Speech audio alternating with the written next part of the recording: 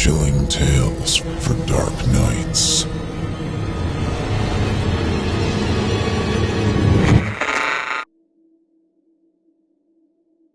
There is a Reaper by Charles V. DeVay, narrated by Otis Jiry. The amber brown of the liquor disguised the poison it held, and I watched with a smile on my lips as he drank it. There was no pity in my heart for him. He was a jackal in the jungle of life, and I was one of the carnivores. It is the lot of jackals of life to be devoured by the carnivore. Suddenly, the contented look in his face froze into a startled stillness. I knew he was feeling the first savage twinge of the agony that was to come. He turned his head and looked at me, and I saw suddenly that he knew what I had done. "You murderer!" he cursed me. And then his body arched in the middle and his voice choked off deep in his throat. For a short minute he sat tense, his body stiffened by the agony that rode it, unable to move a muscle. I watched the torment in his eyes build up to a crescendo of pain, until the suffering became so great that it filmed his eyes, and I knew that, though he still stared directly at me, he no longer saw me. Then, as suddenly as the spasm had come, the starch went out of his body, and his back slid slowly down the chair edge. He landed heavily, with his head resting limply against the seat of the chair. His right leg doubled up in kind of a jerk. Before he was still, I knew the time had come. "Where are you?" I asked. This moment had cost me $60,000. 3 weeks ago, the best doctors in the state had given me a month to live. And with $7 million in the bank, I couldn't buy a minute more.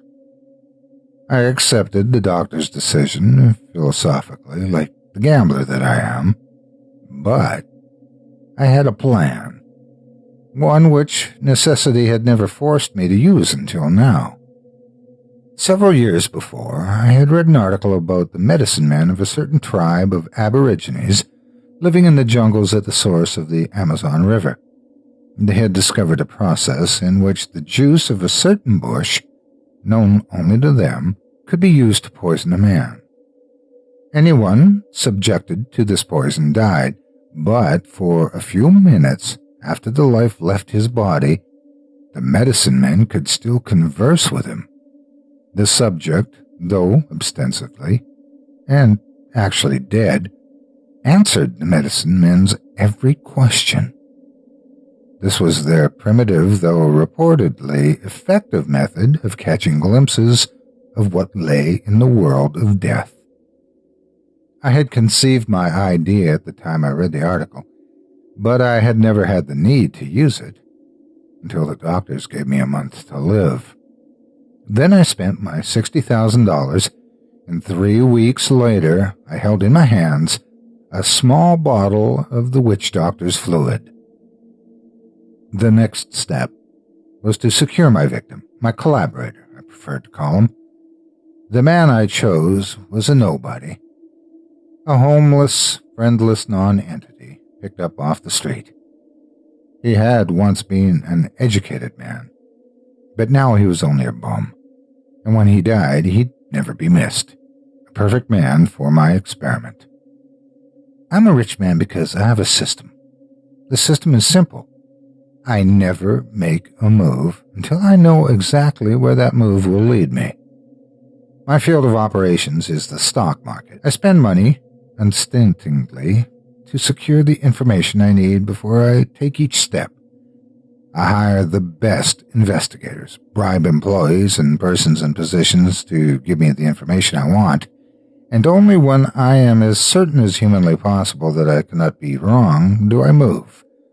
And the system never fails. $7 million in the bank is proof of that. Now, knowing that I could not live, I intended to make the system work for me one last time before I died. I'm a firm believer in the adage that any situation can be whipped, given prior knowledge of its coming, and of course its attendant circumstances. For a moment, he did not answer, and I began to fear that my experiment had failed. "Where are you?" I repeated louder and sharper this time. The small muscles about his eyes puckered with a normal tension, while the rest of his face held its death frost. Slowly, unnaturally, as though energized by some hyper-rational power, his lips and tongue moved. The words he spoke were clear. "I am in a tunnel," he said. "It is lighted dimly, but there is nothing for me to see." Blue veins showed through the flesh of his cheeks like watermarks on translucent paper. He paused, and I urged, "Go on." "I am alone," he said. "The realities I knew no longer exist, and I am damp and cold. All about me is a sense of gloom and dejection. It's an apprehension, an emanation, so deep and real as to be almost a tangible thing. The walls to either side of me seem to be formed not of substance, but rather of the soundless cries of melancholy of spirits I cannot see. I'm waiting in the gloom for something which will come to me. That need to wait is an innate part of my being, and I have no thought of questioning it." His voice died again. "What are you waiting for?" I asked. "I do not know," he said, his voice dreary with the despair of centuries of hopelessness. "I only know that I must wait. That compulsion is greater than my strength to combat." The tone of his voice changed slightly. "The tunnel about me is widening, and now the walls have receded into invisibility. The tunnel has become a plain, but the plain is as desolate, as forlorn and dreary as was the tunnel, and still I stand and wait. How long must this go on?" He felt silent again, and I was about to prompt him with another question. I could not afford to let the time run out in long silences, but abruptly the muscles about his eyes tightened, and suddenly a new aspect replaced their hopeless dejection. Now they expressed a black, bottomless terror. For a moment, I marveled that so small a portion of a facial anatomy could express such horror. "There is something coming toward me," he said. "A beast of brutish foulness. Beast is too inadequate a term to describe it, but I know no words to tell its form. It is an intangible and evasive thing, but very real, and it is coming closer. It has no organs of sight as I know them, but I feel that it can see me, or rather that it is aware of me with a sense sharper than vision itself. It is very near, God. It is very near now. Oh, God, the malevolence, the hate, the potentiality of awful, fearsome destructiveness that is its very essence. And still I cannot move." The expression of terrified anticipation centered in his eyes, lessened slightly, and was replaced instantly by its former deep, deep despair. "I am no longer afraid," he said. "Why?" I interjected. "Why?" I was impatient to learn all that I could before the end came. "Because—" he paused. "Because it holds no threat for me. Somehow, someday, I understand. I know. That it, too, is seeking for which I wait. What is it doing now? I asked. It has stopped beside me, and we stand together, gazing across the stark, empty plain.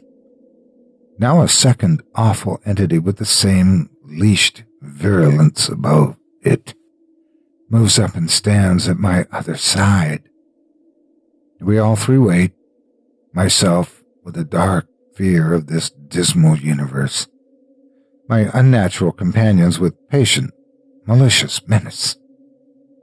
Bits of, he faltered, I can name it only aura, go out from the beasts like an acid stream and touch me, and the hate and the venom chill my body like a wave of intense cold. Now there are others of the awful breed behind me. We stand, waiting for that which will come. What it is, I do not know. I could see the pallor of death creeping steadily into the last corners of his lips, and I knew that the end was not far away. Suddenly, a black frustration built up within me. "What are you waiting for?" I screamed, the tenseness and the importance of this moment forcing me to lose the iron self-control upon which I have always prided myself. I knew that the answer held the secret of what I must know. If I could learn that, my experiment would not be in vain, and I could make whatever preparations were necessary for my own death. I had to know that answer. Think, I pleaded. What are you waiting for? I do not know.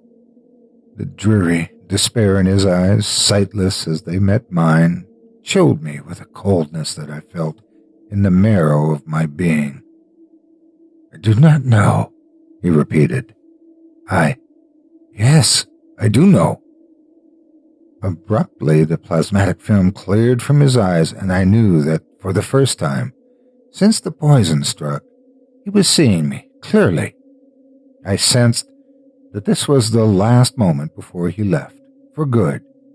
It had to be now. Tell me, I command you, I cried. What are you waiting for? His voice was quiet as he murmured, softly, implacably, before he was gone. We are waiting, he said, for you.